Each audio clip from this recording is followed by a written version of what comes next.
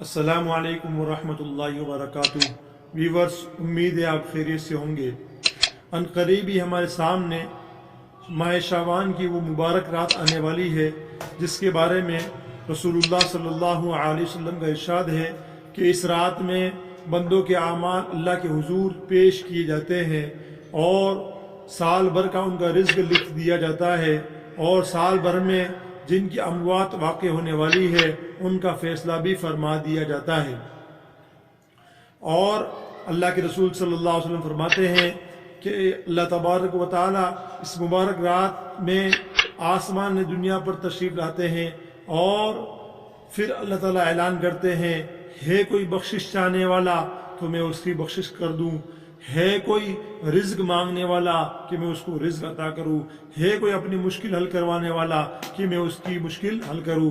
تو ہمیں چاہیے کہ ہم اس مبارک رات میں کثرت سے اپنے گناہ کی معافی مانگے اور اللہ سے اپنے رزق کے لیے بھی دعا کریں اور اپنی مشکل حل کرانے کے لیے بھی اللہ سے ہم گڑ گڑا کر مانگے اور روئیں۔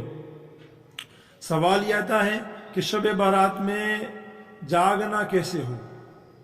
کیا آنکھیں پھاڑنا یہ جاگنا ہے؟ کیا ادھر ادھر گھومنا پھرنا یہ جاگنا ہے؟ یا ہوٹلوں میں وقت گزارنا یہ جاگنا ہے؟ کھانے پینے میں لگنا یہ جاگنا ہے؟ حلوہ پکانا اور حلوہ تقسیم کرنا یہ جاگنا ہے؟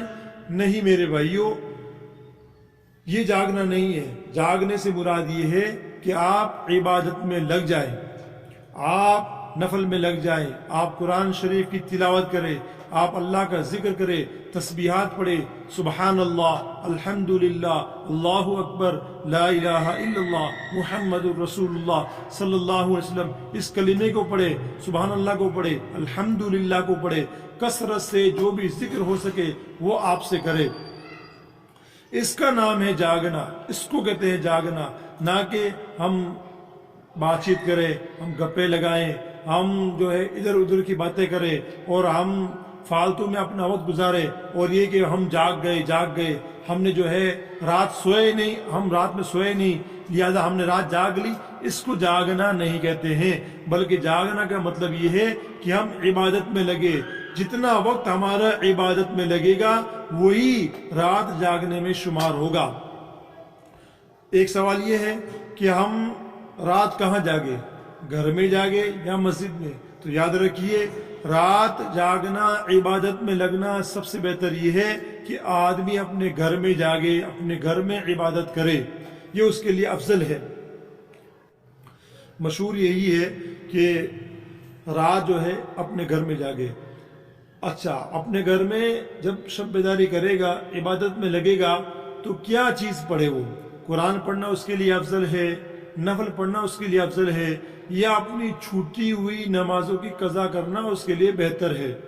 تو یاد رکھیں، بہتر بلکہ واجب یہی ہے کہ آدمی سب سے پہلے اپنی چھوٹی ہوئی نمازوں کی قضا کرے۔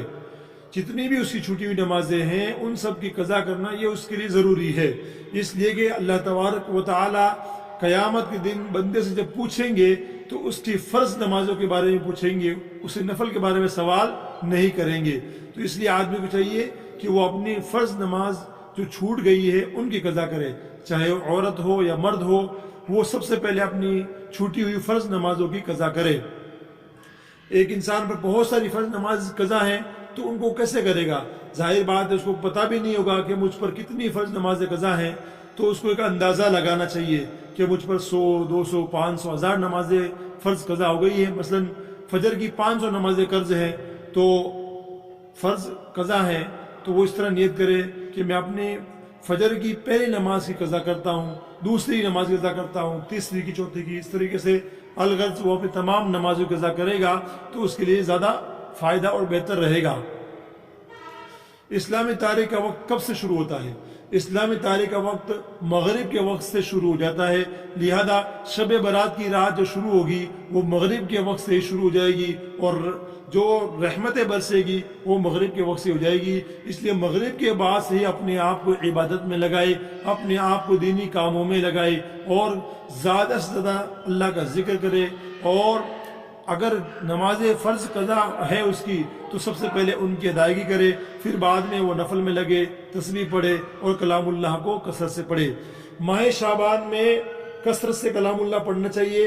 رسول اللہ صلی اللہ علیہ وسلم بھی کثرت سے شعبان کے مہینے میں کلام اللہ پڑھا کرتے تھے، اور اللہ کے رسول کثرت سے شعبان کے مہینے میں روزہ رکھا کرتے تھے۔ ماہ شعبان میں کثرت سے روزہ رکھنے کی فضیلت آئی ہے۔ اللہ کے رسول صلی اللہ علیہ وسلم کا ارشاد ہے کہ سب سے افضل روزہ رمضان کے بعد ماہ شعبان کا روزہ ہے، اس لیے کہ وہ رمضان کی تیاری کے لیے ہوتا ہے۔ تو اس لیے جتنا بھی ہو سکے آپ شعبان کے مہینے میں روزے رکھیں۔ ایک اور ضعیف حدیث میں 15ویں تاریخ کو روزہ رکھنے کا آیا ہے، تو جو کوئی شخص اگر 15ویں تاریخ کو روزہ رکھ سکتا ہے تو 15ویں تاریخ کو روزہ رکھ سکتا ہے، وہ مستحب کے درجے میں ہے، لیکن یہ ضعیف حدیث سے ثابت ہے۔ اس لیے آپ چاہیں تو 15ویں شب کو روزہ رکھ سکتے ہیں، اور بہتر یہ ہے کہ آپ 1 شعبان سے لے کر 15 شعبان تک روزہ رکھیں، اور اگر آپ کے اندر طاقت ہے، حیثیت ہے اور استطاعت ہے تو آپ پورے مہینے بھی روزہ رکھ سکتے ہیں۔